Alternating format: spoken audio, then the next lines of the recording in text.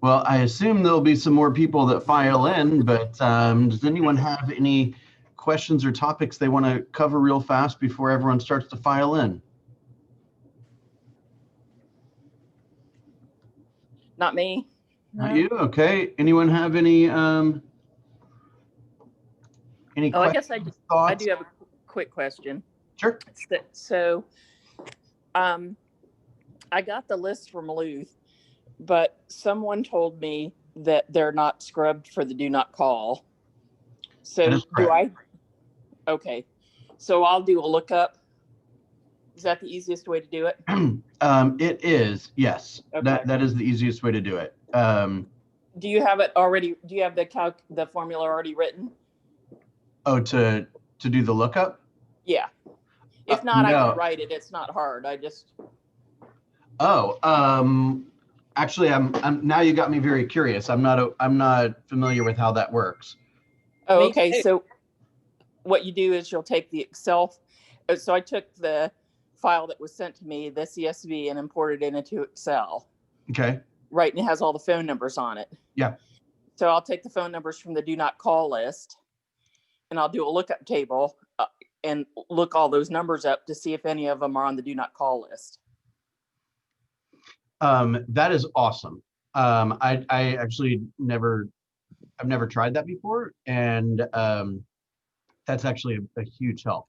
Can I connect with you offline, because I could probably walk Luth how to do that, and then the lists that are sent will already be scrubbed. Sure, absolutely. I can't do it right after the call. I have a hard That's stop good. at 9. But yeah, sure. Just send me a couple times that are good. Yeah, absolutely. That's exactly what I'll do. Let me actually use it for that. Okay, welcome guys. Good morning. Good morning. I also had a question too. When I tried to pull up that number list, it didn't open up. Like it would allow me to input a number, but no number list showed up. Where did you look it up? I want to make sure we're talking about the same thing. And it was emailed to me in Google Drive. It's supposed to be a document, or I downloaded it from the email. Get with me offline. I want to make sure we're talking about the right thing. But if you're talking about a list from a call list or a list from my assistant, those should just be Excel spreadsheets that you pull up and you can manipulate however you'd like. So No, it was the do not. It was the do not call list, like the numbers that's on not to call. that came from Lee. Yeah, that came from Lee. And that's what I wanted to tell you too. I have a lot of questions, but what I wanted to do first is just give myself some time over this break to review some more material, and then kind of condense my questions. Okay, well, go ahead and send me all your questions, or let's talk offline, because I want to try to save you time and energy. And if instead of you doing 3 hours of research, I can answer your question in 20 seconds, that's a lot more efficient. Okay, cool. Thank you. Okay, no problem. Okay, we have a special guest with us today. Her name is Kimberly Miller. She is new to Keller Williams in the Market Center and real estate in general. So everyone be on your best behavior today, okay? Just kidding. They're always Hi, on their best Kimberly, behavior. and welcome. Kimberly. Welcome. Okay, well, as promised, we are going to be talking about the seller listing agreement today. Okay, the seller listing agreement. So let me give you a little bit of backdrop on kind of what this agreement is all about, and then we'll go through it just like we did yesterday, line item by line item, and make sure that you guys know how to complete it, and we kind of talk a little bit of strategy too. Okay, so first of all, remember we never know when a conversation is going to go from kind of a casual check-in to oh my gosh, I might be speaking with a buyer here, or I might be speaking with a seller here. Remember, so we just to remind you, we talked last week about always having your scripts and your intake sheets, handy, right? So the second you believe that you might be on the phone with a seller rather than a non-seller, so to speak, just somebody in your database, you're prepared to ask the appropriate questions. Okay, the vast majority of the interview, if you will, or the pre-interview, is just a series of questions. It's not about telling them how great you are and you know, how many homes you've sold. They don't care one bit about that. They want to know how their goals are going to be achieved in a stressful or in the least amount of stressful, I can't talk today, um, experience. Okay, make sense? So in order to provide that type of assistance, you've got to figure out how they want to be served, right? So we're asking questions like, you know, tell me about experiences that you've had with agents in the past. Tell me about what you expect from your agent. How would you like to be communicated with? If I have sensitive information to share or bad news to share, how would you like me to share it with you? Right, you're really getting a clear understanding of how they want to be served so that you can build rapport and maintain rapport throughout the entire experience, okay? Now, you're really gonna pull out the listing agreement. By the way, it should go without saying, but I'll say it anyway. When you have anytime you have a buyer presentation or a listing presentation, you should have a blank copy or maybe even a partially filled out copy of the engagement or the agreement, right? Either the exclusive seller listing agreement or the exclusive buyer brokerage agreement, because you never know when they'll say, okay, I'm ready, let's sign.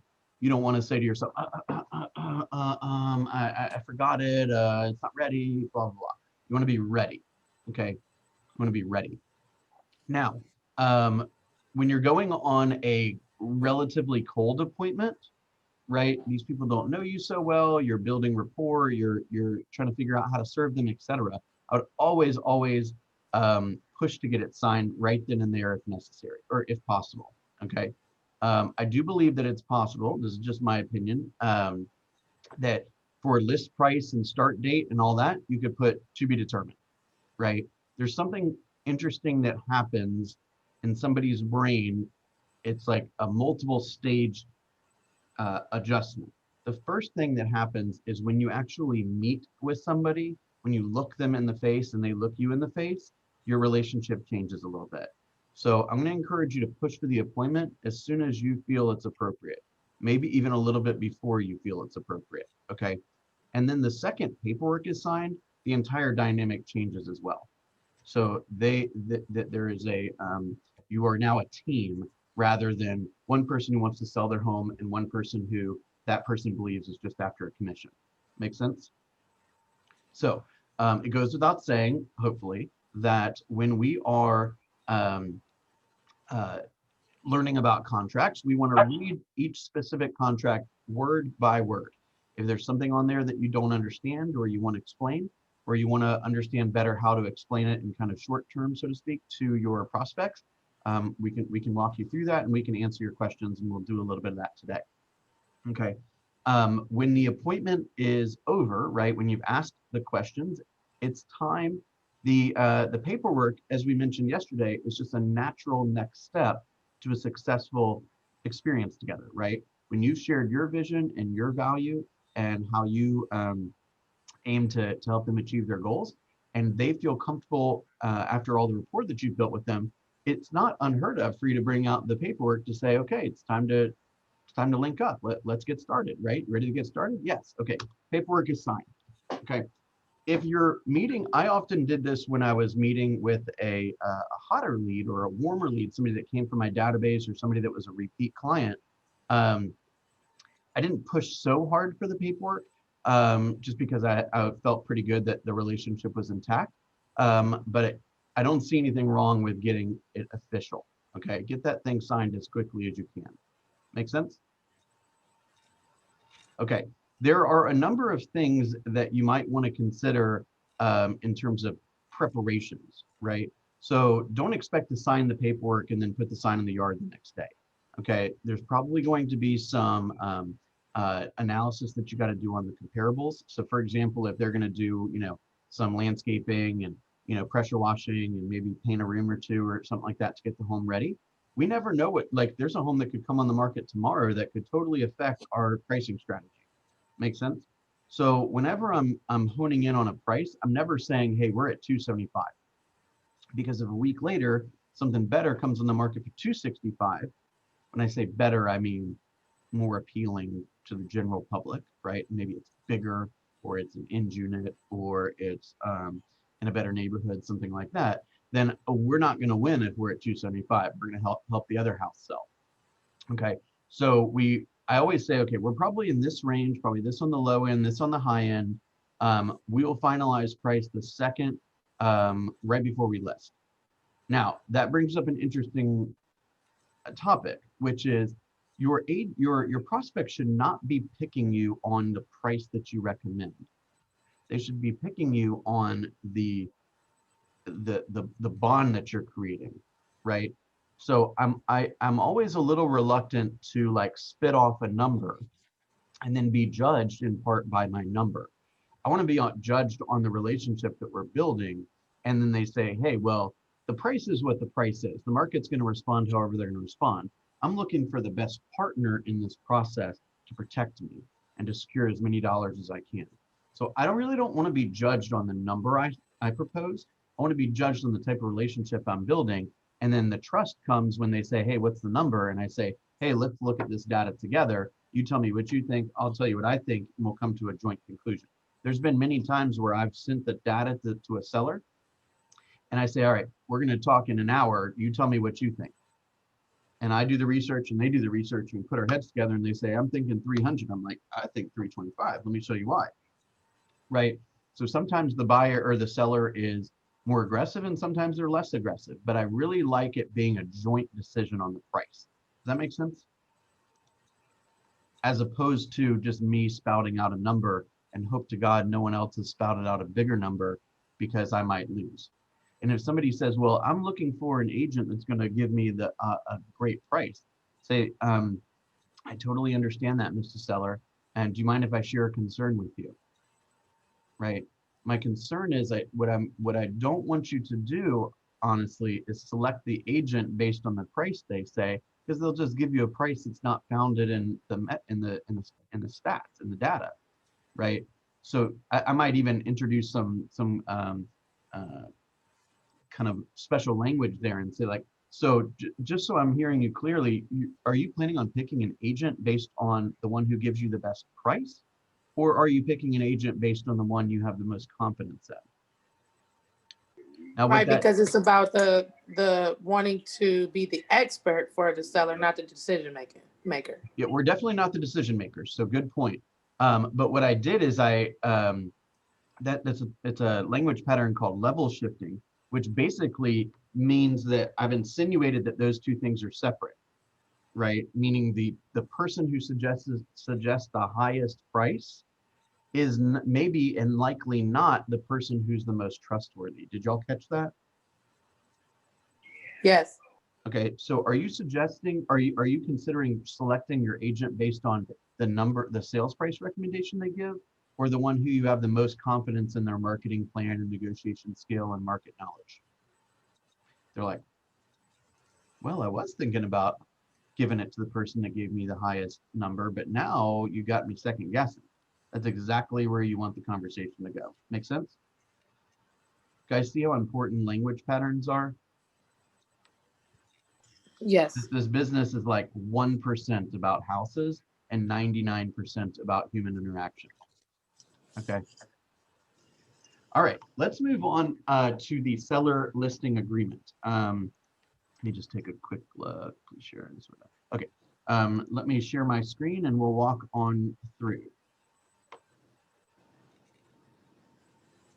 All right.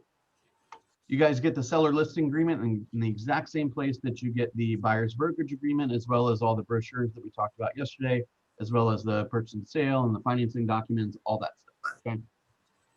All right. At the very top, we've actually had a couple of questions about this in the last few minutes, or in the last few days. Let's talk about legal descriptions for one moment. Okay. So section A1A, you put the property address, the city, the county, the zip. Okay. And the tax ID number. Okay. The tax ID number is from Realist, and that is accessible through FMLS. Okay. Section B is where the legal description is. For just to remind you guys, the legal description is the document that essentially defines the property according to the way the county names it, for lack of a better way to put it, right? So they would say, like, remember in licensing school, there was the meets and bounds, which is like take 20 paces to the northeast and then take 16 paces to the west and that kind of thing. Well, now they use GPS for everything and satellite for it all anyway. So that's what when the surveyor goes out and puts the pins around to denote where the corners of the properties are, this is the way that the county defines the property. So it's things like, district, county, neighborhood, land lot, plat book number, plat book page, all that stuff. Remember all that language from pre-license? Okay, there is a service called GSCCS, I believe is what it's called. There is a subscription for it. It's a couple bucks a month that you can get legal descriptions very easily. However, I've always just sent a quick email to Kern or the Kern from O'Kelly and Sorhan, who, if you send let's say you're courting a seller, you guys are kind of figuring out the price and it looks like you're going to work together and you're putting together the paperwork and all that. I would just send a quick message to Kern, quick email to Kern. Can somebody post Kern's email address in the chat, please? Thank you. So you send an email to Kern, and the easiest way for her to look up a property is by knowing the mailing address or the physical address, the county that it's in, and the seller's legal name or the owner's legal name. If they have those three pieces of information, it literally takes them like half a second. And then they will send you a copy of the legal description. Now, section B here gives you an opportunity to basically recopy some of the data, like the block, the unit, the phase, and all that. Or I would always just check box 1, which is attached as an exhibit here too. And I would typically call that exhibit A. So when the paperwork was signed, the listing agreement was signed, or the buyer brokerage agreement was signed, or I'm sorry, not really buyer brokerage, but the purchase and sale was signed, the legal description would be an attachment of that contract or that document. Make sense? There's free, it doesn't charge any, it doesn't cost anything. The turnaround time is usually an hour or two. So you would attach that email or just fill it in? I would attach, when they're signing it, I mean, you could send them a copy of it. They may even have a copy of it from when they bought the home. But I generally would just check that box, and I put it together as a part of the contract, so to speak, was this plus the legal description. That created the bound listing agreement, if you will. Okay. All right, let's move on to section 2. Section 2, by the way, I think I've told you guys this before. I always had all the pertinent documents I was uploading into, DocuSign or Dotloop. But I was also, and this is just a tiny bit of paranoia and what I think is a little bit of good business practice, I always had a duplicate file with everything. So every document that was ever signed that I was a part of, I downloaded it and I stored it in a specific file for that property on Google Drive. And then once a week, this is where the paranoia comes in. Once a week, my assistant would take all of that and download it to her external hard drive in the Philippines. And I would take it about once a month and put it on my external hard drive in Georgia. Okay, so there's no way we were losing contracts. Make sense? I also wanted it very accessible, where if I was on the road and it was a little harder to sign into Dotloop back then, I could pull up the Google Drive and find any documentation I needed right away. Greta, did you have a question? I did. I'm sorry. I still am, I don't know whether I blanked out or I was typing or what, but on that legal description, you just attach it as an exhibit? And Exactly. I don't understand what you said. Put it that way. Hang on one second. I'm going to try to pull up one of these really fast. Okay.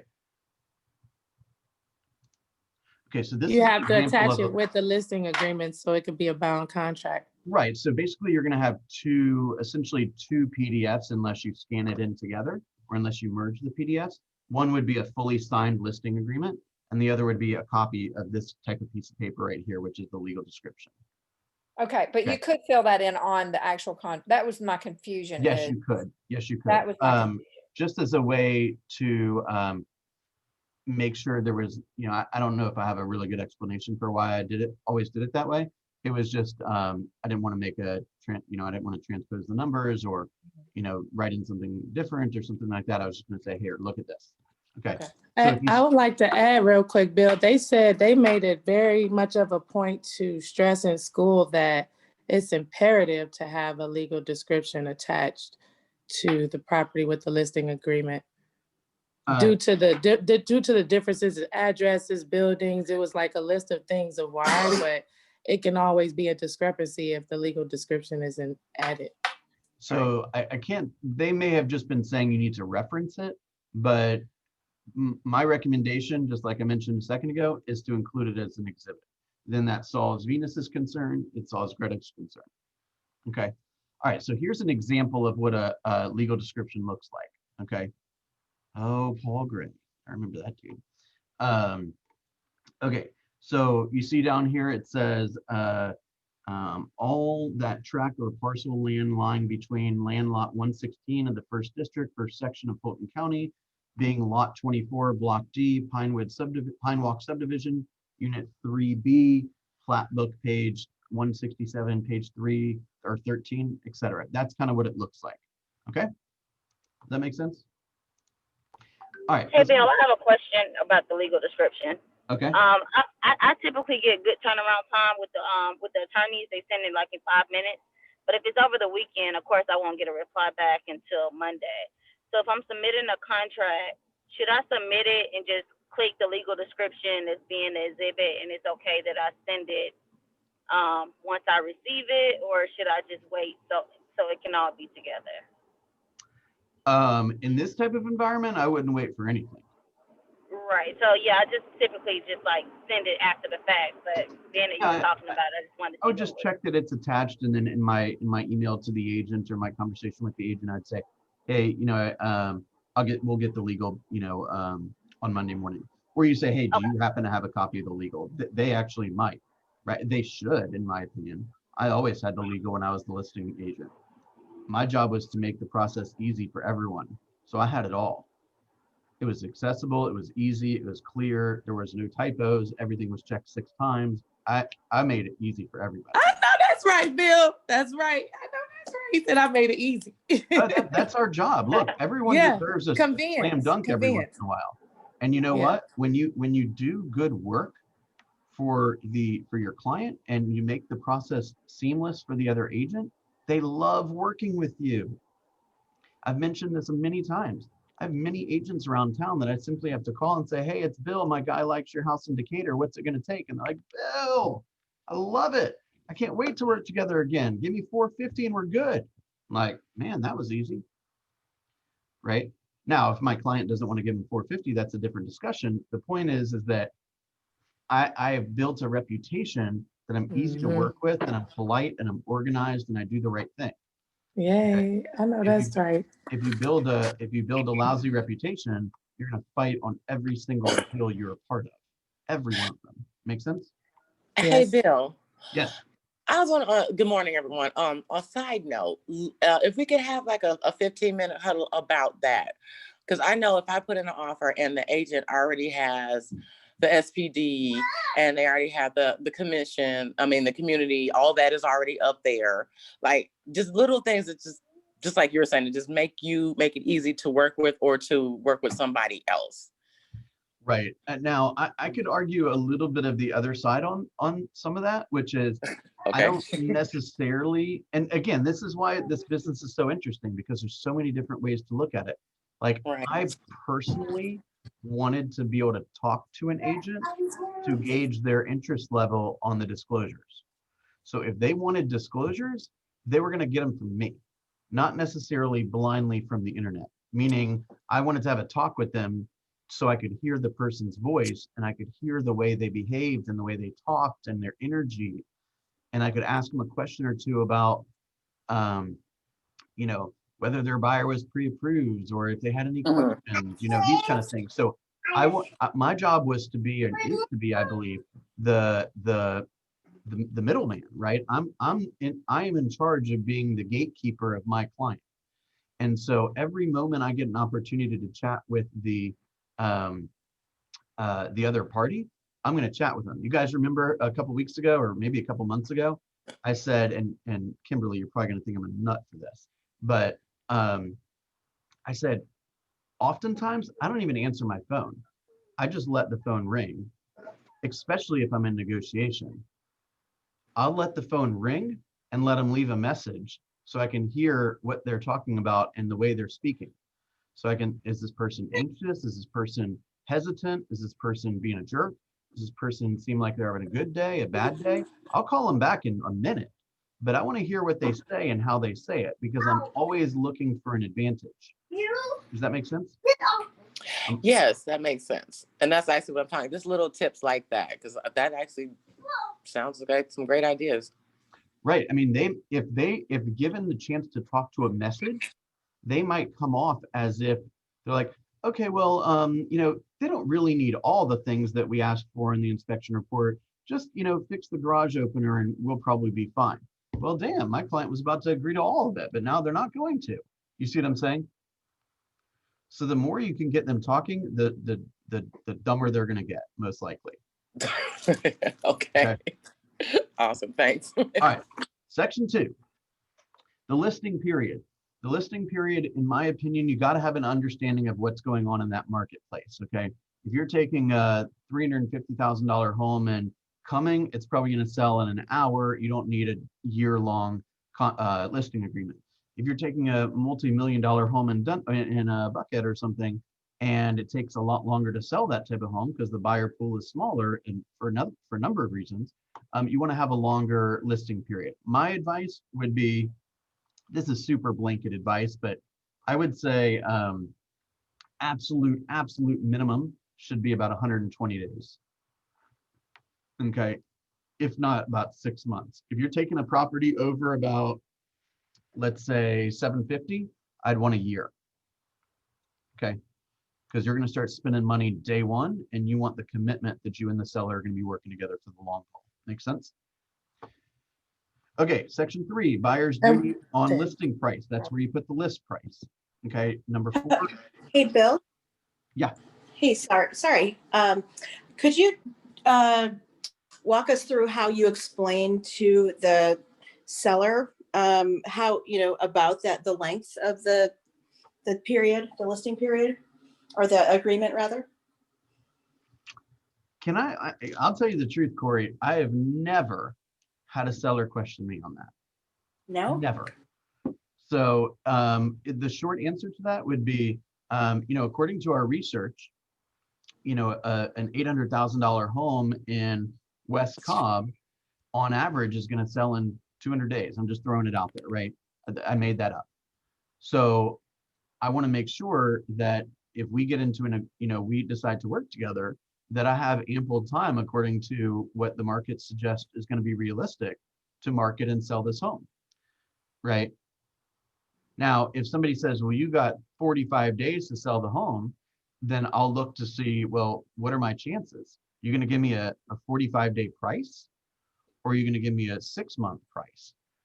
Because if you give me a 45-day price, I'll do it in 45 days, right? If all the data suggests this home should sell for 400, and you're willing to allow me to sell it for 380, yeah, I'll take a 3-day listing agreement, right? But don't give me a 6-month price in a week agreement. You see what I'm saying? Yep. Now, remember, oftentimes these conversations can appear, you have to be careful with the language you use, because this is kind of when the seller is thinking that oftentimes that you're kind of in opposition to each other. So all the language that you use should be we, us, together, a team, this kind of language. I don't want to be on the other side of the table from you. I'm on the same side. I want to sell this home for as much money as possible. Don't think I don't care. If I didn't care, I wouldn't put up with you. You see what I'm saying? Okay. Thank you. Negotiation. Seller does, I've never checked does not. Generally, the answer is does there. Authorize the buyer to assist in requested by seller in negotiating the terms. Marketing, section 5, that's Georgia MLS, FMLS, First Multiple Listing Service, and Keller Williams Listing Service, KWLS. Okay, section 6, negotiate commissions. Commissions are negotiable. We all know that. More often than not, you will see 6% as the total listing percentage. Okay, so in the left-hand side there, section that you check the top box, and most likely put 6. And then to the right, section B is if there is a cooperating broker, meaning there's a broker that works with the buyer, that represents the buyer, then the listing agent, who is technically in receipt of the entire commission, will share a portion of that commission with the agent that works with the buyer. And generally that's half and half. Now we are seeing some pressure downward on commissions. Just we're barely starting to see it now, but if we're having this conversation in 10 years, I would be shocked if 6% was still typical. Okay, so commissions are going to be pushed down, believe me. Okay, you know how to deal with commissions being pushed down? Take more listings, right? Or just earn less money. It's up to you, right? Now, one thing I want to make sure you understand is there's no rule on whether it has to be split 50-50, but you wait till you show up at a closing table and one agent's getting paid a lot more than the other, it's not going to be a nice table. Okay. I believe personally the right thing to do is to split it. Okay. Or the right thing to do, if you, let's say you agree to do it for 5% instead of 6%, my personal opinion is you should still give the other side 3%. Okay, if you couldn't negotiate the full commission, then you take the hit. Don't make it a price. Don't make it an income reduction for the other party who wasn't even sitting at the table. Okay, make sense? Okay, Yes. beautiful. Next section. Bill, I'm sorry. Just really quick, because I did this Yeah, yeah. yesterday, and I'm scared that I might have made a mistake for the section 6 commission. So first of all, just send me a picture of it, and I'll look at every line and make sure you did it correctly. But go ahead and ask your question. Perfect. Yeah, Bill, like I said, I got a couple questions too as you go on and comments and things like that, but I'd rather go over it with you later because I don't want to interrupt you. Okay, just jot down all your questions. We'll go through them one by one, okay? Bill, Okay, I just thanks. want to add one thing. Being a person who just sold their home in Florida, the broker that I used, also Keller Williams, when they were discussing commissions with me, they did 6, 5, or 4. The 6 was the 50-50 split. The 5 was if one of their team sold it, and then the 4 was if the broker himself sold it. Right. And then they told me to figure 1% for closing costs. So I had a much better idea going in, you know, and the showings of what my commission that I was going to have to pay out. Yeah, I like that. I like some of that. I'm, how do I want to say this? I might have like a commission structure in place like that if I need to bring it out.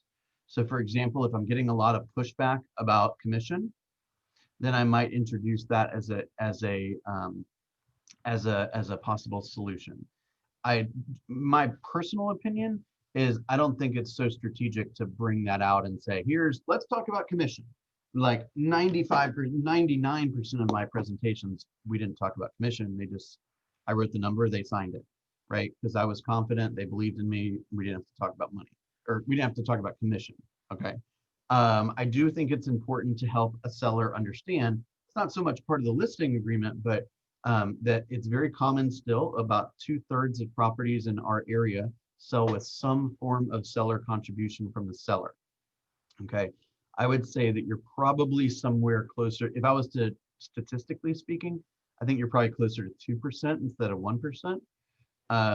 But it all is a function of the top number, right? So 300 and no closing cost is essentially the same thing as 305 and 5 in closing cost. Makes sense?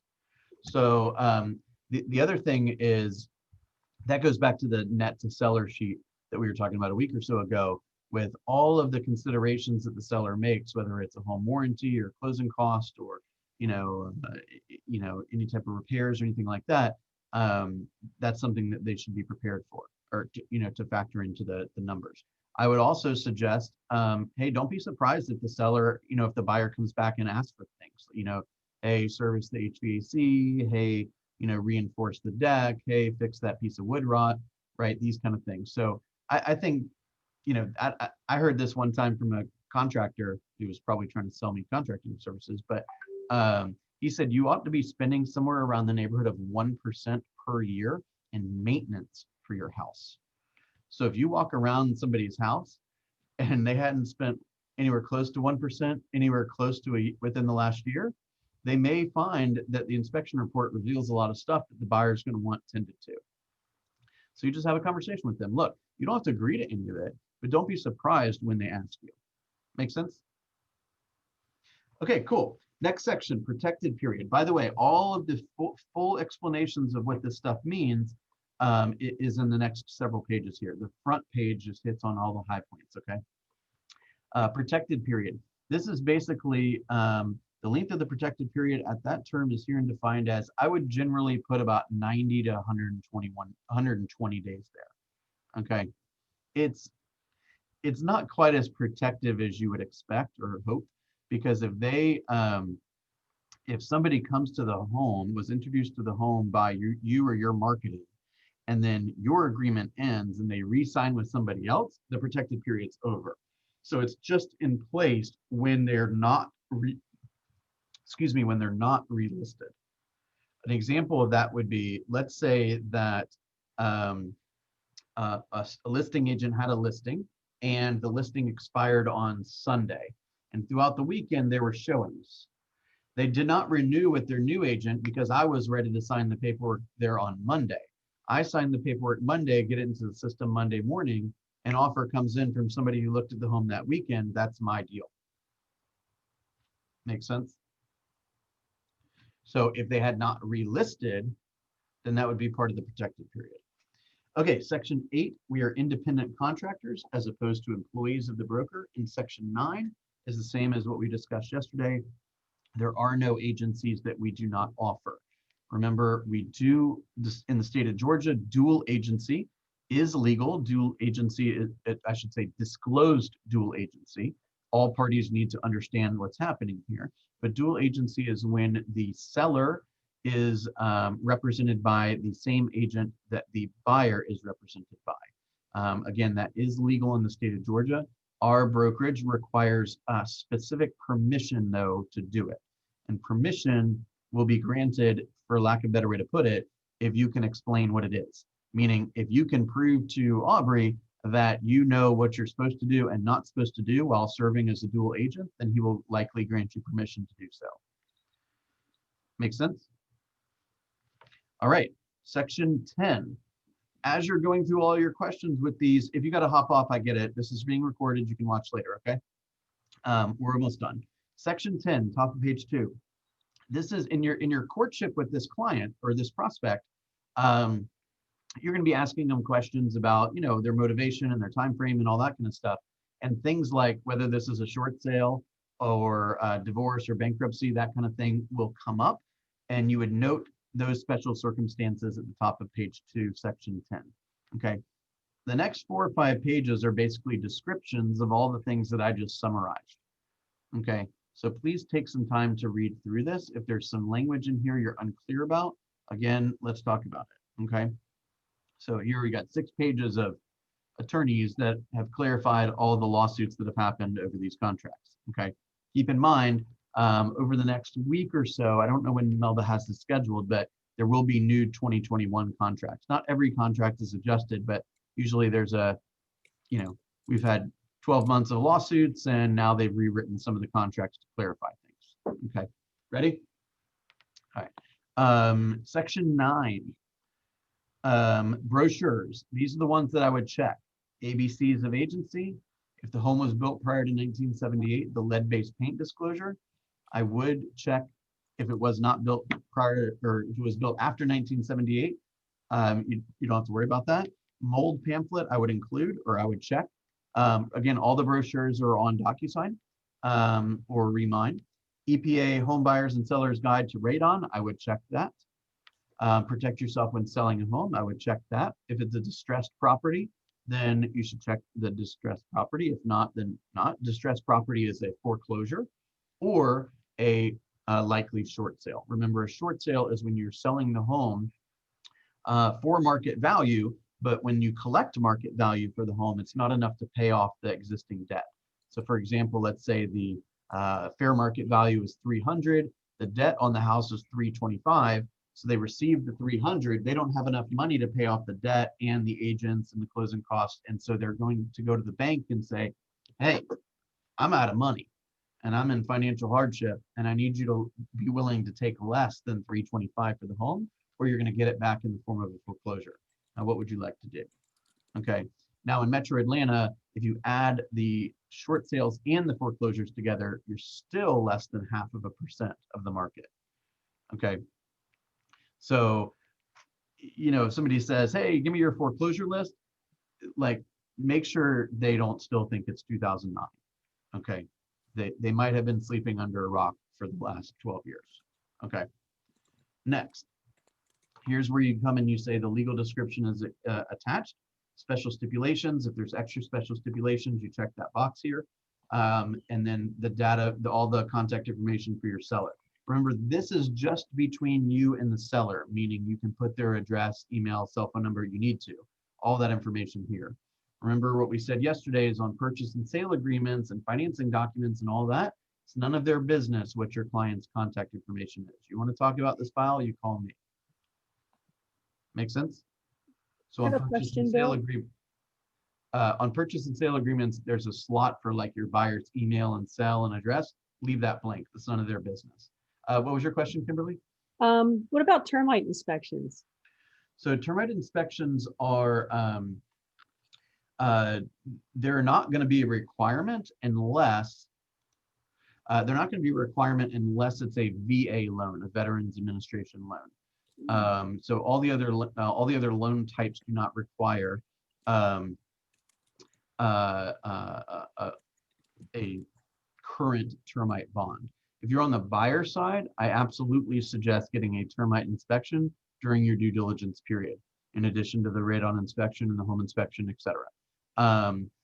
Even if the home has a bond on it, I have seen termites, active termites in a home with a bond. So spend the $45 or $50. Some companies even do it for free to get a clear wood destroying organisms. There's also more than one type of wood destroying organism beyond termites, right? There's like different types of beetles and all kinds of stuff. Okay,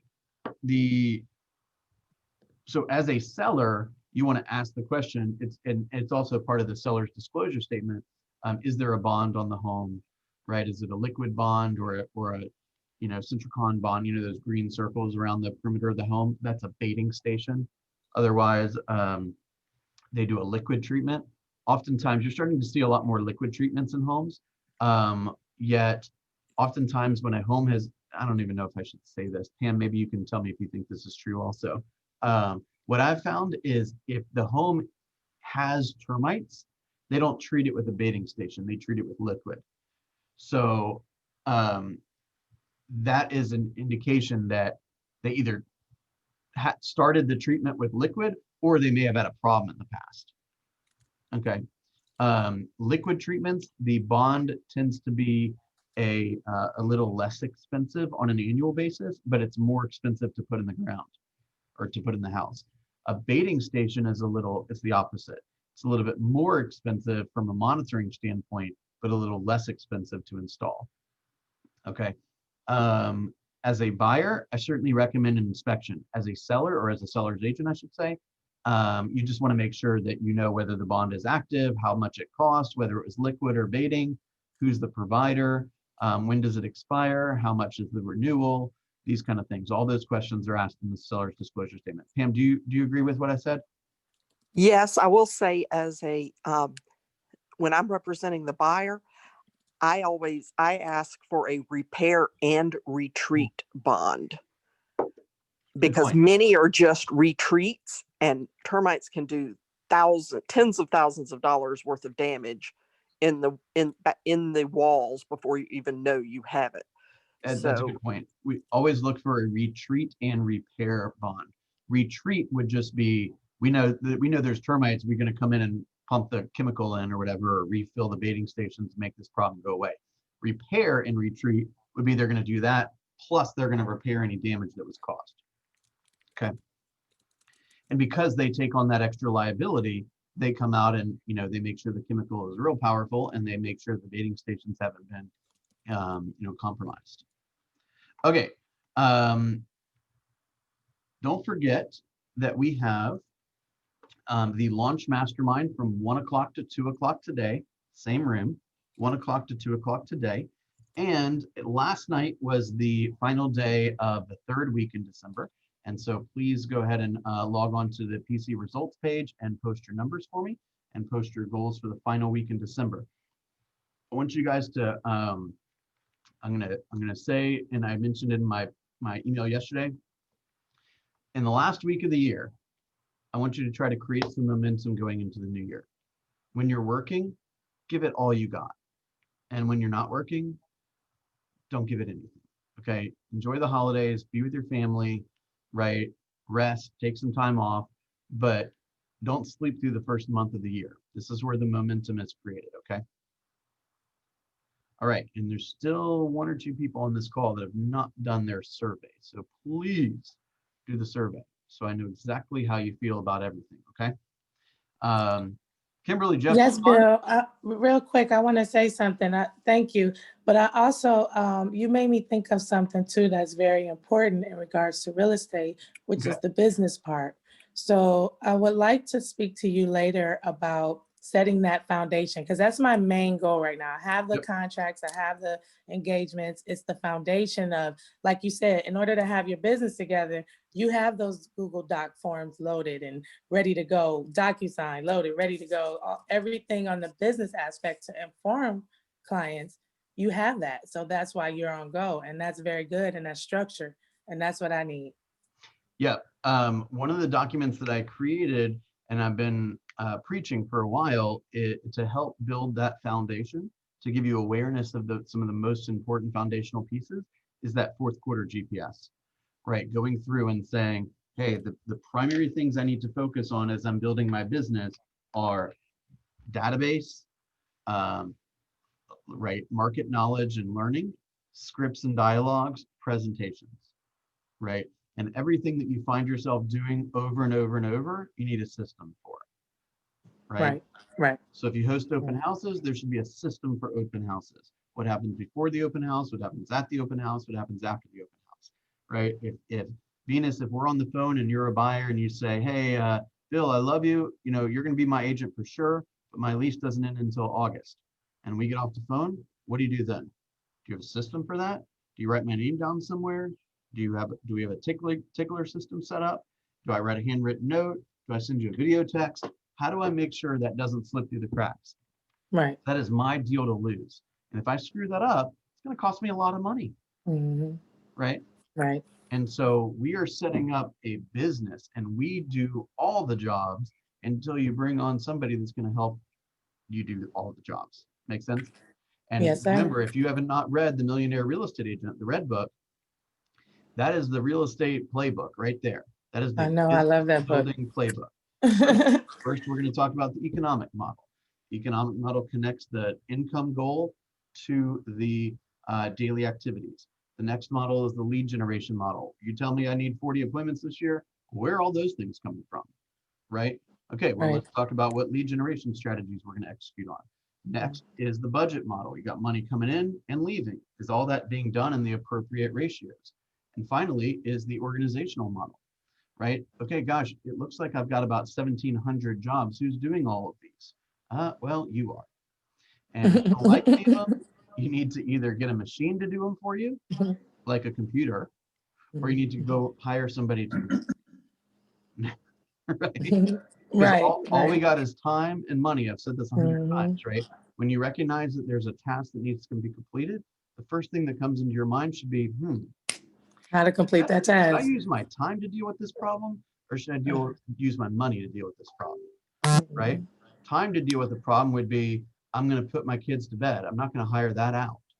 Right? But when the grass gets tall, I will literally let the grass take over my house before I go out and cut it. I'm not cutting the grass. I don't care how bad it gets. Somebody else is doing that. I know that's right. Thank you. All right, y'all. Have a wonderful day. I'll see you soon. Kimberly, do you have some You as well. Bye, everybody. All right.